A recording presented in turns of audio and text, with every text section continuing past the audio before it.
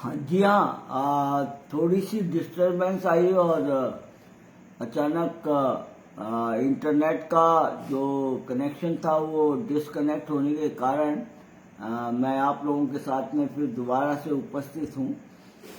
तो हम लोग देख रहे थे इन बातों को कि जहाँ फूल खिलने से पावन उगी हुई है घास वहाँ।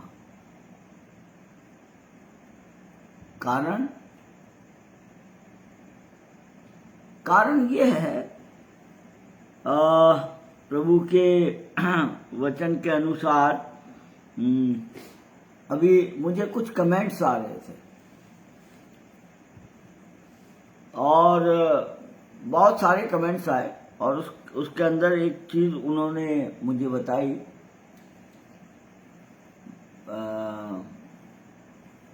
हालांकि हम देख रहे हैं परमेश्वर के वचन के अनुसार सारी चीजों को। उन्होंने कहा, ब्रदर दोष मत लगाओ तो तुम पर भी दोष नहीं लगाया जाएगा, दोषी न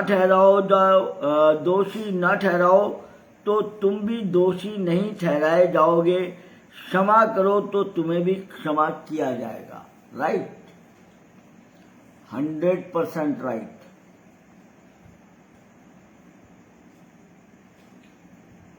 बिल्कुल सही है।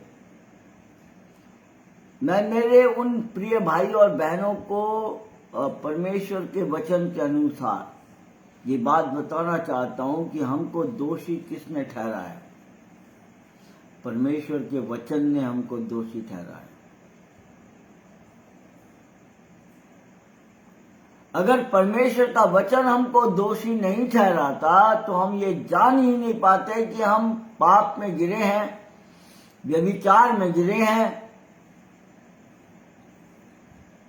सर्वप्रथम दोषी ठहराने का कार्य, अभी यहां दोष ठहराने का मतलब बहुत ही जो है वो एक अलग प्रकार से है। ध्यान में रखिए जो परमेश्वर का वचन हमें बताता है।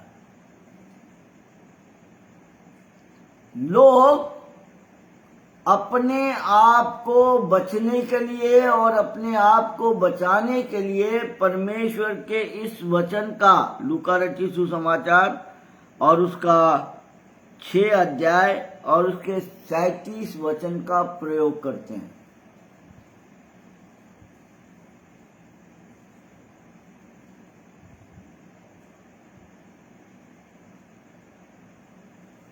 क्या प्रयोग करते हैं? दोष मत लगाओ तो तुम पर भी दोष नहीं लगाया जाएगा, दोषी न ठहराओ तो तुम भी दोषी नहीं ठहराए जाओगे, क्षमा करो तो तुम्हें भी क्षमा किया जाएगा। नो,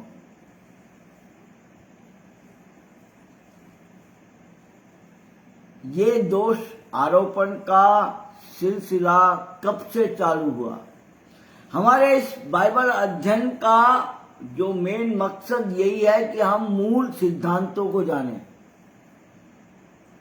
और जब तक हम मूल सिद्धांतों को नहीं जाएंगे, है ना, कहते हैं कहीं का ईंट कहीं का रोड़ा और भानामती ने कुनबा जोड़ा। लोग अपने आप को बचाने के लिए, लोग अपने आप को छुपाने के लिए परमेश्वर के वचनों का गलत इस्तेमाल करते हैं और गलत रीति से उसका व्याख्यान करते हैं।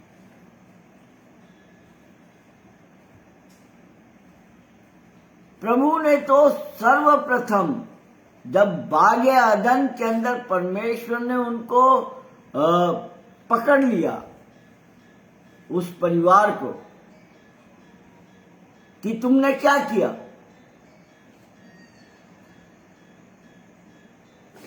तेरी दुल्हन ने क्या किया, तूने क्या किया और सर्प ने क्या किया। परमेश्वर क्या ये अपने इस वचन से फिर गया कि दोष मत लगाओ?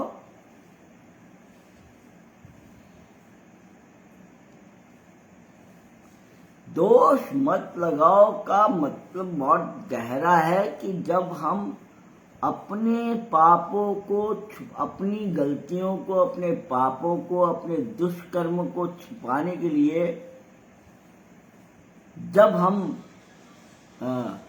संसार की पनाह लेते हैं, तब हमको ये बात याद आती है। परमेश्वर ने इस बारे में नहीं कहा। परमेश्वर तो स्वयं प्रकट करता है इन तमाम चीजों को।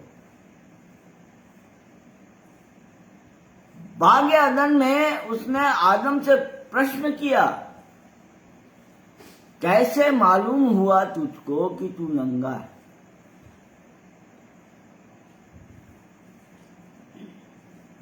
दोष लगा रहा था वो। एक परमेश्वर जो आज्ञा देता है कि तुम दोष मत लगाओ, क्या वही परमेश्वर दोष लगा रहा है आदम के ऊपर? नहीं।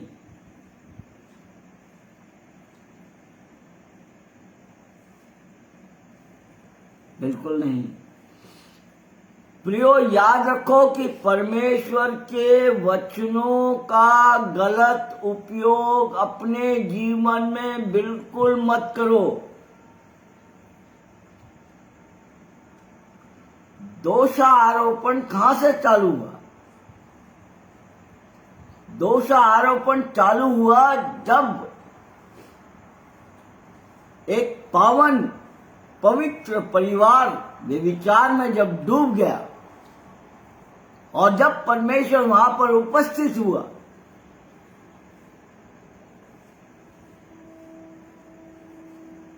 उसने पूछा आदम से, आदम ये बता, तेरे को कैसे पता चला तू नंगा है?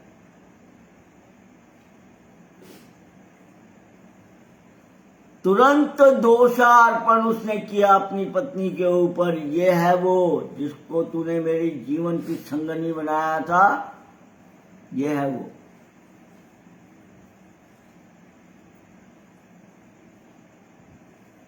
जब उससे पूछा गया, तुमने ये क्या किया? ये सर जिसको तूने बनाया है उसने मुझे बहका दिया। बहकाने का मतलब क्या है? याद रखिए, हम परिवार और 2 पेड़ों से परमेश्वर के बाइबल अध्ययन को शुरू कर रहे हैं। ये बात बहुत लोगों को के हृदय के अंदर बड़ा जो है वो हृदय के अंदर भेद रही होगी, लेकिन परमेश्वर अपने वचनों के द्वारा कोड़े मारता है और समझाता है कि लौट आओ, अपनी दिशा को जानो। प्रकाशित वाक्य के अंदर कहता है, चेत कर कि तू कहां से गिरा था और कहां से गिरी थी।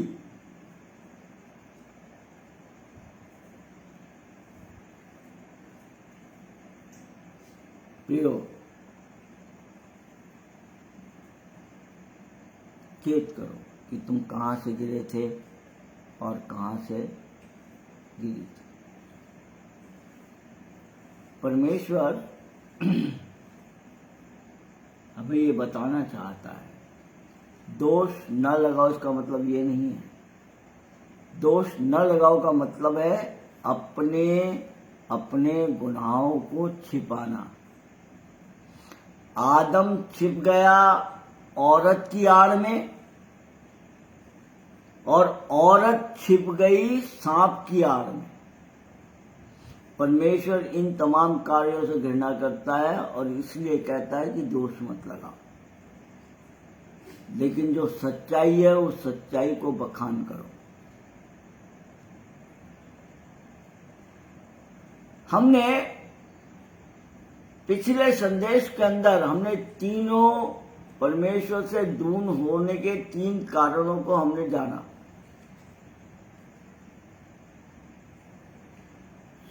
शारीरिक व्यभिचार, मानसिक व्यभिचार और कल परमेश्वर ने हमसे बात की थी आत्मिक व्यभिचार के बारे में।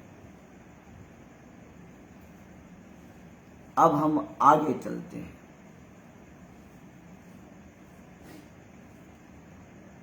और जैसे ही परमेश्वर ने स्त्री से पूछा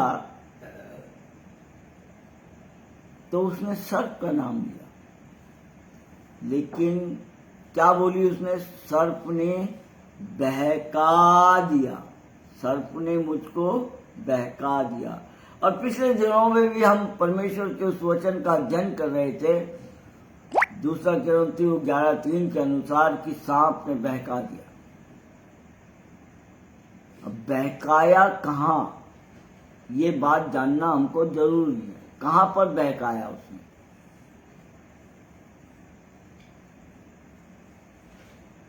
परमेश्वर के वचन के अनुसार 1 थिस्सलुनीयों 5:23 के अनुसार हम ये देखते हैं कि मनुष्य जो है वो त्रितत्व का से निर्मित है,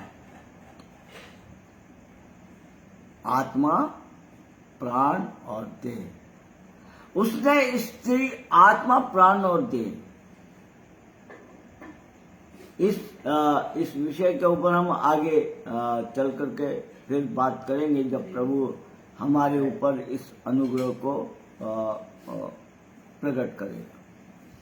तो उसने अपनी मूल अवस्था को त्यजकर प्राणिक अवस्था के अंदर जब वो आ गई, क्योंकि मन और प्राण जो है वो हमारे इन 3 जीवनों के अंदर साथ साथ खड़ा है। हमारा पहला जीवन है आत्मिक, दूसरा जीवन है हमारा प्राणिक और तीसरा जीवन है हमारा शारीरिक। और इन तीनों के बीच में खड़ा हुआ है हमारा प्राणिक जीवन, जिसको हम मन कहते हैं। और मन सबसे धोखा देने वाला है यिर्मयाह 17:9 के अनुसार, और स्त्री गिराई गई सिर्फ महामन के अनुसार।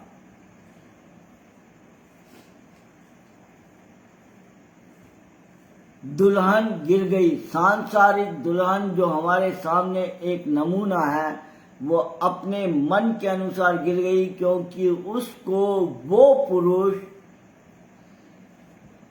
सुंदर, बलिष्ठ काया, आदम से भी ज्यादा अच्छा उसको लगा।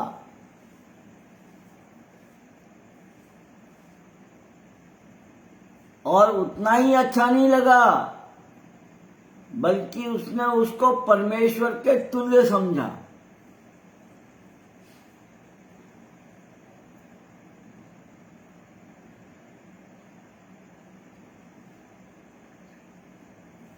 फर्क है, ध्यान रखिए। लेकिन परमेश्वर जब उन तमाम बातों का ब्यौरा लेता है और जब बोलता है, तो एक बात याद रखें, हर चीज का एक एक परमेश्वर ने, देखिए, आज तक लूसीफर को नाश नहीं करने का एक ही कारण है कि लूसीफर उसका पुत्र है। एक बाप, अगर आप लूका रचित सुसमाचार के अंदर जा करके उस बेटे की कहानी को अगर आप दोहराएं, तो आज रात को आप उस बात को समझ सकेंगे कि एक बाप अपने बेटे को, अपनी बेटी को लौट आने के लिए कैसा इंतजार करता है। वो अपनी अटारी पर बैठा हुआ था कि मेरा पुत्र कब लौट करके वापस आएगा। लूसीफर और कोई कुछ नहीं है, परमेश्वर का पुत्र ही है। और परमेश्वर अपने पुत्र को कभी भी नाश करना नहीं चाहता है। आखिरी समय तक जो वो कर सकता था उसको बचाने के लिए, उसने वो सब काम किया। क्योंकि वो, एक बात याद रखिए परमेश्वर के वचन के अंदर, कि अब लोग जो है ना वो 2 भागों में बांट देते हैं, एक लूसीफर को और एक परमेश्वर को और एक शैतान को। नहीं, याद रखिए, परमेश्वर की रचना है वो, परमेश्वर की रचना है वो, और इसलिए उसने कलवरी के क्रूस के ऊपर कहा, मैं प्यासा हूं। क्यों? क्योंकि उसका एक बेटा, उसकी एक क्रिएशन जिसको उसने बनाया था, जिसने उसको रचा था, वो नरक में जा रहा है। इसलिए उसने कहा, मैं प्यासा हूं।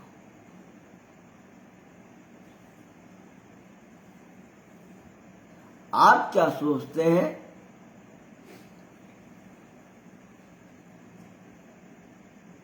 आप क्या सोचते हैं? क्या परमेश्वर अपनी अपनी रचना से प्यार नहीं करता?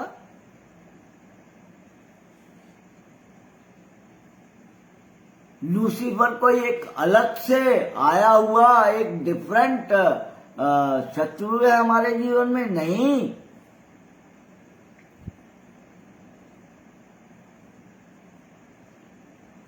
हम सब जैसे हमको परमेश्वर ने स्वतंत्र इच्छा दी है, वैसे लूसीफर को दी थी। उसका नाम है लूसीफर। शैतान की उपाधि उसने प्राप्त की परमेश्वर से विद्रोह करके।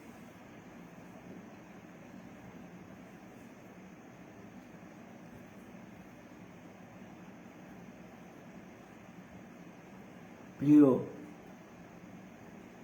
याद रखिए, परमेश्वर अपने बच्चों को और अपने बेटों को वापस ले आने के लिए जो कुछ कर रहा है और जो कुछ उसने किया, वो हद कर दिया। लेकिन एक बात याद रखिए, कुछ लोग हैं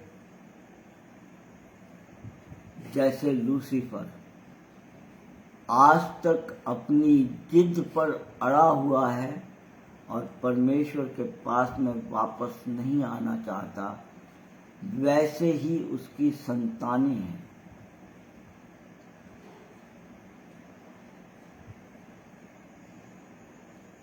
जो अपनी जिद पर अड़ी हुई हैं, जो अपने आप को सही साबित करना चाहती हैं, उसके लिए चाहे उनका परिवार बर्बाद हो जाए, उनके बच्चे बर्बाद हो जाए, लेकिन वो अपने आप को ये साबित करने के लिए तुले रहते हैं। और वो जाते कहाँ हैं? वो वहीं जाते हैं जहां वैसे आचरण और चरित्र के लोग पाए जाते हैं, उन्हीं के शरणों में जाते हैं।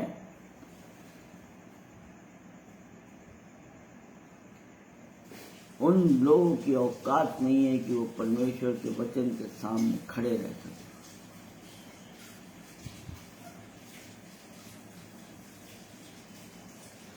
ओके,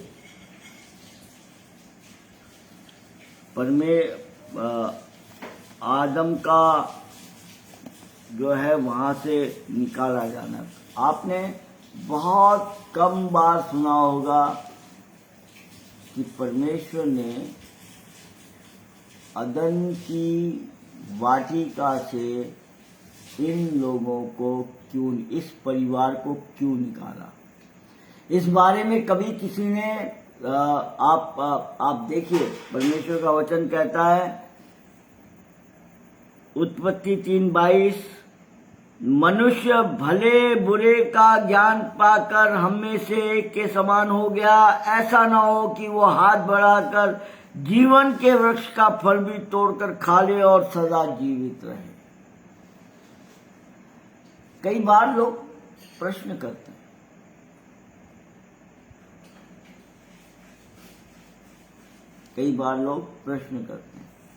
परमेश्वर ने कहा हम में से एक के समान हो गया। किसके समान हो? ज्यादातर लोग जो है हम का डेफिनेशन ट्रिनिटी, पिता, पुत्र और पवित्र आत्मा के नाम पर करते हैं। वो लोग भी बड़े ध्यान से सुने आज इस बात को। अगर हम ये शब्द पिता पुत्र और पवित्र आत्मा के लिए है, तो यहाँ पर ये हम शब्द किसके लिए है? हम में से एक के समान हो गया। क्या वो पिता के समान हो गया? क्या वो पुत्र के समान हो गया? या क्या वो पवित्र आत्मा के समान हो गया?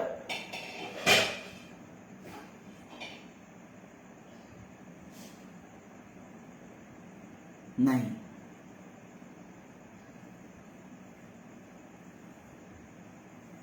परमेश्वर के वचन का जो है गलत ट्रांसलेशन और गलत भाषांतर और उसका गलत व्याख्यान हम शब्द ट्रिनिटी पिता पुत्र और पवित्र आत्मा के लिए नहीं है, हम में से एक के समान हो गया। वचन यहाँ पर ये बतलाता है कि वो लूसीफर के समान हो गया। और उसकी निकासी का कारण क्या था प्रिय? क्यों परमेश्वर ने उसको निकाला? हवा क्यों बहकाई गई?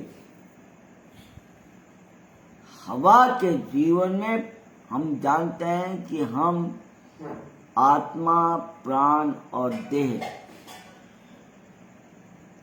इन तीन और जिनका जो है हर चीज अलग है, इनकी सीमा अलग है। आत्मा की सीमा अलग है, प्राण की सीमा अलग है और शरीर की सीमा अलग है। और हमारा मुख्य तत्व है आत्मा।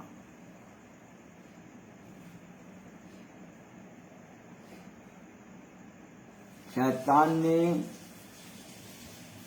कब्जा किया, उसका अधिकार जमाया उस स्त्री हवा के प्राणिक जीवन पर और उसके शारीरिक जीवन पर।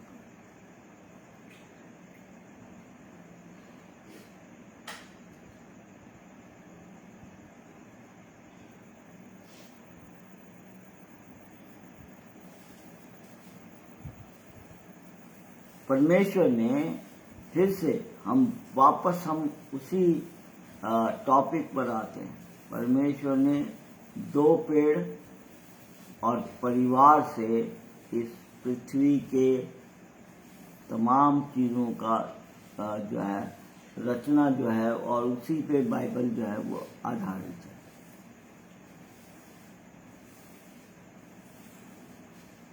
निकासी,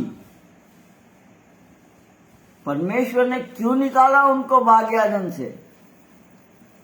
अगर आप उत्पत्ति 3:22, 3:23, 3:24 इन वचनों को पढ़ोगे, और वहां पर क्या कर दिया परमेश्वर ने? परमेश्वर ने ज्वालामयी तलवार को लगा दिया। क्यों? वाई कुरूब वहां पर क्यों थे? दो धारी तलवार वहां उस जीवन के वृक्ष का पहरा क्यों कर रही थी?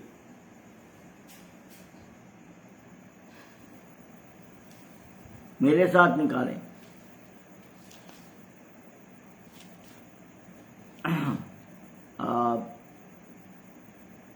पहला कुरिन्थियों, पहले हम देखेंगे पहला कुरिन्थियों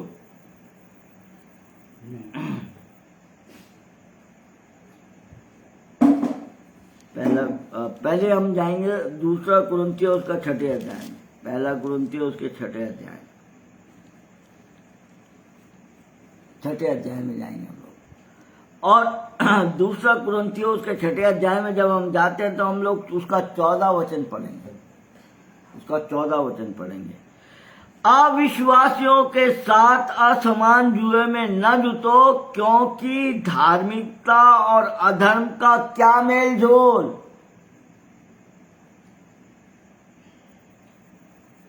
अंधकार और ज्योति का क्या संबंध?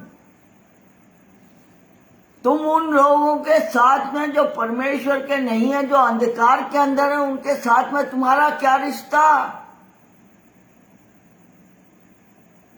जिन अंधकार में पड़े हुए लोगों ने तुम्हारे परिवार को बर्बाद किया, तुम्हारे बच्चों को बर्बाद किया, तुम्हारे अपने जीवन को बर्बाद किया, याद करो, चेक करो कि तुम कहां से गिरे हो।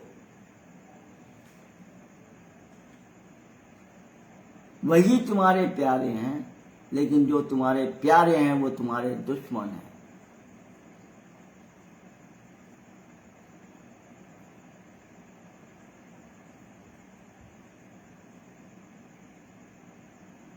जो तुम्हारे प्यारे हैं वो तुम्हारे दुश्मन हैं। ओके, आगे बढ़ते हैं। या ज्योति और अंधकार की क्या संगति।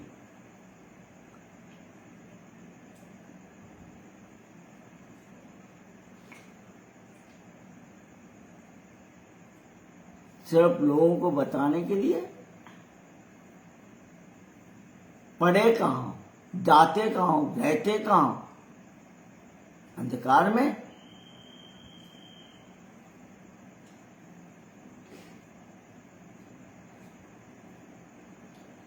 आगे हम पढ़ते हैं, मसीह का बलियाल के साथ क्या लगाओ। क्यों वो कुरूप का वहां पर ज्वालामय तलवार, दोधारी तलवार का पहरा क्या लगाया गया, क्यों लगाया गया था। संगति, परमेश्वर का वचन। देखिए, इस गहरे भेद के ऊपर आज तक आपने कभी भी, परमेश्वर आपसे बात करना चाहता है कि परमेश्वर ने उनको निकाल दिया और क्या बोला उसने, ये आज हम में से एक के समान हो गया है। अच्छे बुरे और ज्ञान के पेड़ के साथ संबंध करके ये परिवार, ये मेरी दुल्हन हम में से एक के समान हो गई है। तो मैं उन लोगों के साथ में भी बातचीत करना चाहता हूं कि इस बात को आप याद रखें कि हम का शब्द जो आप ट्रिनिटी के लिए, पिता, पुत्र और पवित्र आत्मा के लिए प्रयोग करते हो, क्या ये हम का शब्द परमेश्वर के साथ है? नहीं।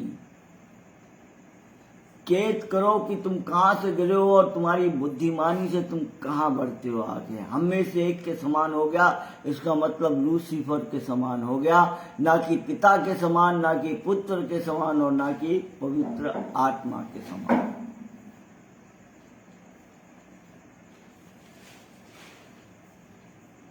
और उस वहां से निकासी निकालने का कारण क्या था? वचन को अगर ध्यान से पढ़ें तो नुक्ताचीनी करने वाले लोग और टीका टिप्पणी करने वाले लोग ये कहेंगे कि परमेश्वर की गलती थी कि उसने जीवन के वृक्ष के साथ में इस परिवार को संबंध नहीं करने दिया। नहीं, ज्योति और अंधकार का कोई संबंध नहीं है। अविश्वासियों और विश्वासियों का कोई संबंध नहीं है। चाहे वो आपके रिश्ते में कोई भी लगते हो, चाहे वो आपका भाई हो, आपकी बहन हो, आपकी बीवी हो, आपका पति हो, आपका बेटा हो और आपकी बेटी हो।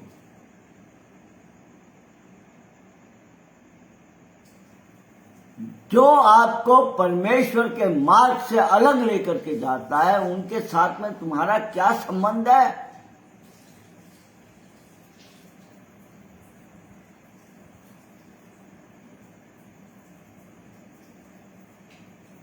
आज इस संसार के अंदर प्रत्यक्ष उदाहरण है प्रियो, और आपके जीवनों में भी होगा कि आपने देखा होगा कि आपके परिवार का बिगड़ने का कारण ही एक है, आपके कि जिन्हें आप अपना समझते हैं वो आपके अपने कोई नहीं है। क्यों? आप भी जानते हैं कि ये लोग परमेश्वर के साथ में इनका कोई संबंध नहीं। इनका आपके साथ में क्या संबंध है? आप सांसारिक रिश्ता निभाना चाहते हो,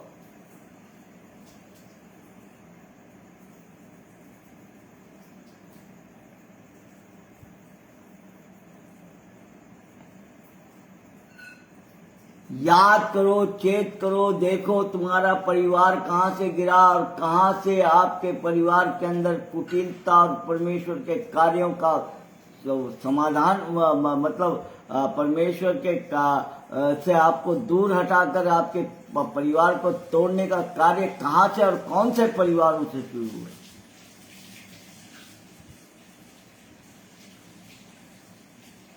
कई बार मनुष्य अपने आप को थोड़े से सुकून के लिए इंसान को ये सोच लेता है कि ये मेरे लिए परमेश्वर थे। नहीं, वहां परमेश्वर था जो आपको जीवित रखना चाहता था। परमेश्वर आपको लेकर के गया था।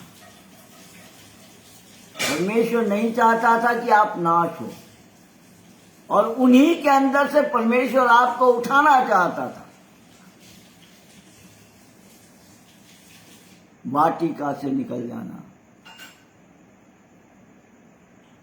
क्यों? उस जीवन के वृक्ष के चारों ओर ज्वालामय तलवार लटकाई गई ताकि वहां तक संगति बुरी संगति अच्छे चरित्र को बिगाड़ देती है।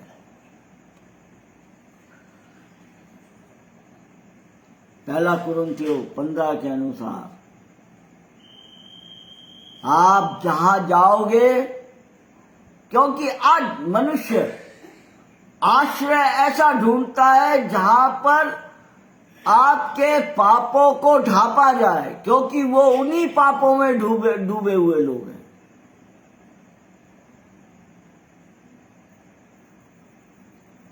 वो उन्हीं पापों में डूबे हुए लोग हैं, और वहीं जाकर के आप अपने आप को ढांपना चाह। परमेश्वर का वचन कहता गलत कर रहे हो। ज्योति और अंधकार का कोई संबंध नहीं है।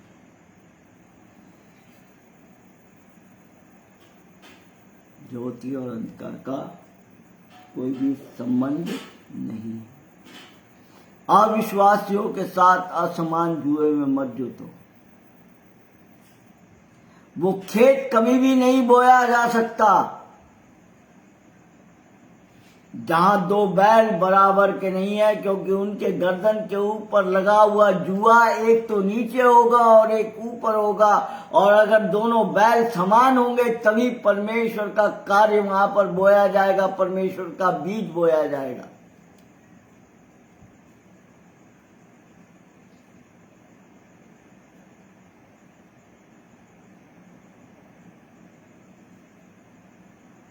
प्रियो,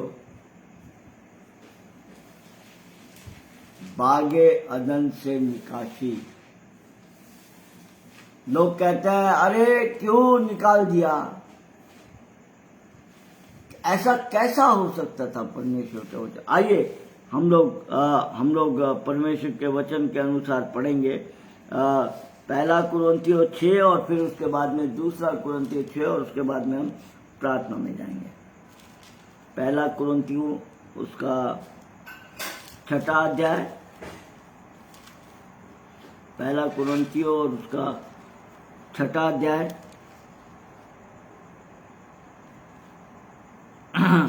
और फिर हम लोग पढ़ेंगे दूसरा कुरिन्थियों और उसका 6ठा अध्याय। क्या तुम नहीं जानते कि तुम्हारी देह मसीह की अंग है? तो क्या मैं मसीह की अंग लेकर उन्हें वेश्याओं का अंग बनाऊं? कदापि नहीं। क्या तुम नहीं जानते कि जो कोई वेश्या से संगति करता है वह उसके साथ एक तन हो जाता है? क्योंकि लिखा है कि वे दोनों एक तन होंगे, और जो प्रभु की संगति में रहता है वह उसके साथ एक आत्मा हो जाता है। और व्यभिचार से बचे रहो। जितने अन्य पाप मनुष्य करता है वो देह के बाहर है, परंतु व्यभिचार करने वाला अपनी ही देह के विरुद्ध पाप करता है। क्या तुम नहीं जानते कि तुम पवित्र आत्मा का मंदिर है जो तुम में बसा हुआ है? वो तुम में परमेश्वर की ओर से मिला है, और तुम अपने नहीं हो, क्योंकि दाम देकर मोल लिए गए हो। इसलिए अपनी देह के द्वारा परमेश्वर की महिमा करो।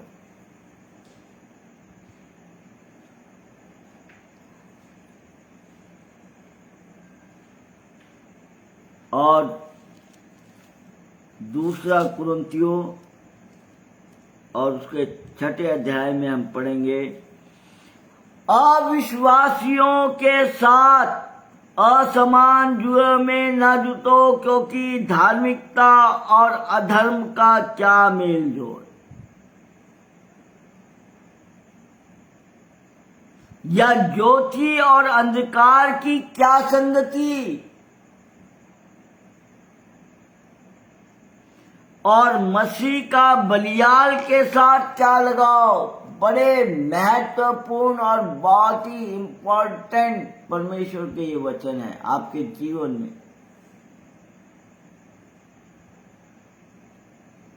जरा डूब जाओ इन वचनों में। जब डूब जाओगे तब पाओगे।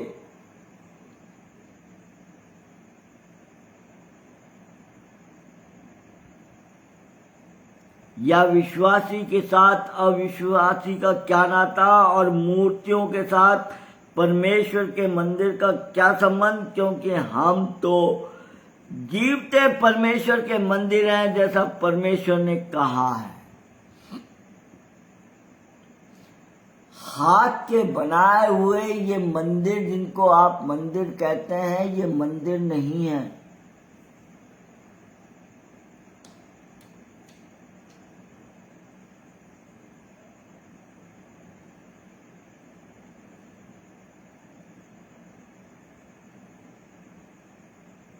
ये मंदिर नहीं है प्रियो। 17 वचन कहता है, दूसरा कोरिन्थियों 6 अध्याय उसका 17, इसलिए प्रभु कहता है उनके बीच में से निकलो और अलग रहो, और अशुद्ध वस्तुओं को मत छुओ, तो मैं तुम्हें ग्रहण करूंगा।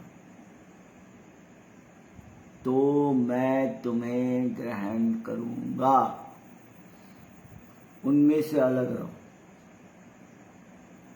वो तुम्हारा भाई हो सकता है, तुम्हारी बहन हो सकती है, तुम्हारी बीवी हो सकती है, तुम्हारी माँ हो सकती है, तुम्हारा बाप हो सकता है, तुम्हारा भाई हो सकता है, तुम्हारा बेटा हो सकता है, तुम्हारी बीवी बेटी हो सकती है, तुम्हारा जवाई हो सकता है। परमेश्वर का वचन कहता है इनसे अलग रहो। क्या लगाव है तुम्हारा इनसे, जो तुम्हारे परिवार को बर्बाद करने में।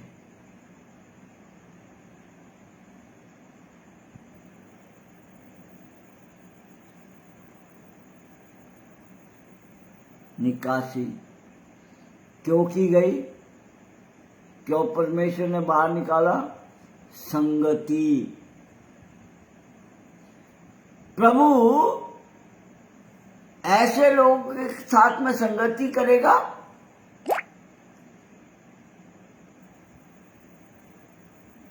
ऐसे लोगों के साथ में संगति करेगा, ऐसे परिवार के साथ में संगति करेगा। लेकिन भेद की बात यह है कि उसने कहा 6 दिनों के अंदर उसने पुनर्रचना की। 6000 वर्ष बीतने के बाद 7वें हजार जब विश्राम का दिन है, और उससे पहले उसने होशी नबी में कहा कि मैं तीसरे दिन उनको जिला उठाऊंगा। इसलिए प्रभु चौथे दिन इस संसार के अंदर आए। इसलिए प्रभु चौथे दिन इस संसार में आया। 5वां और 6ठा दिन, 7वां दिन विश्राम का है।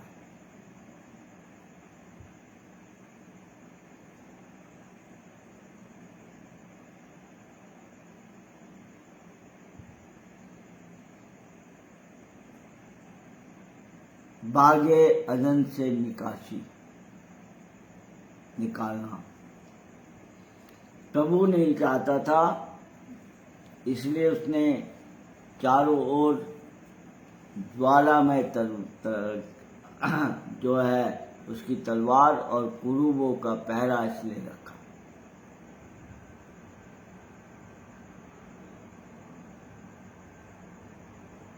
आगे आगे सच्चाई के अंदर जाने के लिए प्रभु हमारी सहायता और मदद करे। प्रभु हम आपके कदमों में आते हैं। प्रभु आप हमसे बात करें और हम जाने, हमारी वास्तविक दशा को जाने और दिशा को जाने। स्वर्गीय पिता, हम आपके कदमों में आते हैं, आपका धन्यवाद, स्तुति, तारीफ और प्रशंसा करते हैं आपके सिंहासन के लिए कि आप हमारे बीच में उपस्थित हैं। और प्रभु आप अपने वायदे के अनुसार हमेशा उपस्थित रहते हैं और आप ये चाहते हैं प्रभु कि आप you are interested in family. प्रभु आप अपने परिवार को, जहां से आपने आदम और हवा को शुरू किया था, हम उन तमाम चीजों को और उन तमाम सत्यों को जान सकें और हम कहाँ गिर गए प्रभु, चेत करके हमें उठाइए, चेत करके हमें उठाइए।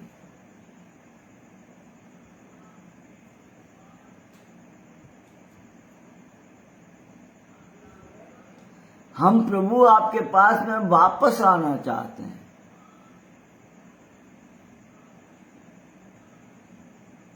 पिता परमेश्वर, मैं इस समय प्रार्थना करता हूं उन तमाम लोगों के लिए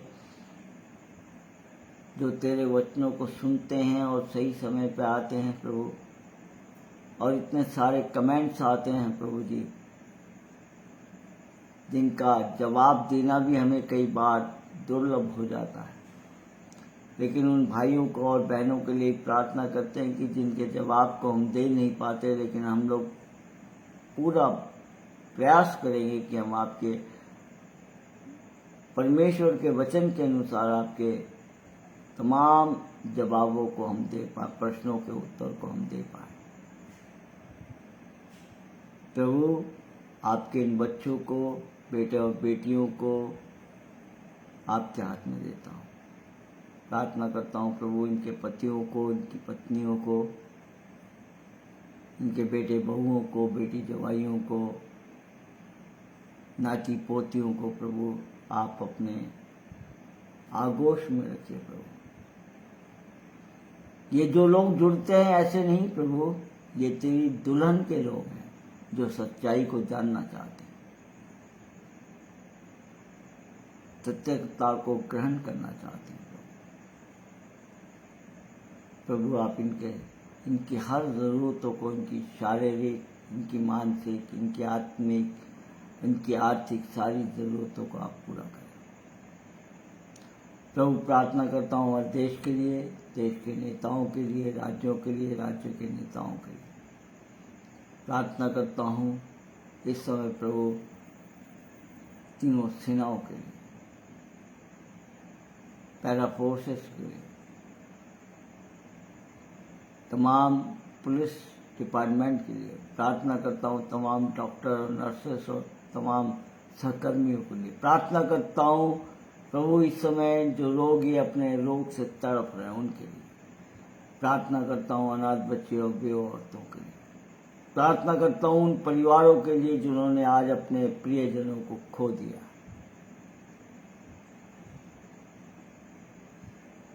प्रभु वो शांति जो दुनिया की समझ से बाहर है, आप उनसे उन्हें शांति प्रदान कीजिए।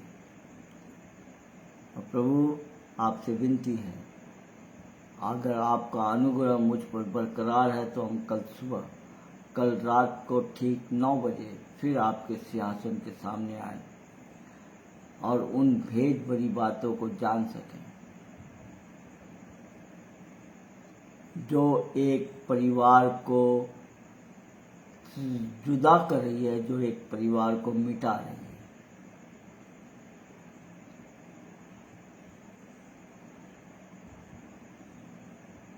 उनसे हम दूर रहें। जो पति पत्नी के जीवन में और बच्चों के जीवन के अंदर जो उनको एक दूसरे से अलग कर रहे हैं, प्रभु हमें जानने की शक्ति और सामर्थ्य प्रदान कर, और तेरे इस विषय को जो आज का विषय है इसको कंटिन्यू करने में प्रभु हमारी सहायता और मदद कर, ताकि हम तेरे दूसरे आगमन तक प्रभु अपने आप को उस रीति से तैयार करे कि हम तेरी दुल्हन बने और तेरे राज्य में प्रवेश करें। इस प्रार्थना को हमारे उद्धारकर्ता प्रभु यीशु मसीह के पाक पवित्र और मीठे नाम से मांगता हूँ। दया से सुनो और ग्रहण करो, और हम सब अपने अपने स्थानों से कहें आमीन, आमीन और आमीन। कल सुबह, कल रात्रि में फिर इसी समय ठीक रात को 9 बजे हम लोग प्रभु के वचन के भेद और प्रकाशनों के साथ 2 पेड़ और परिवार, 2 पेड़ और परिवार, हम लोग इसी वेद को लेकर के, क्योंकि यही उत्पत्ति से लेकर प्रकाशित वाक्य तक है, हम इस पर अध्ययन करेंगे। God bless you, God bless you, God bless you.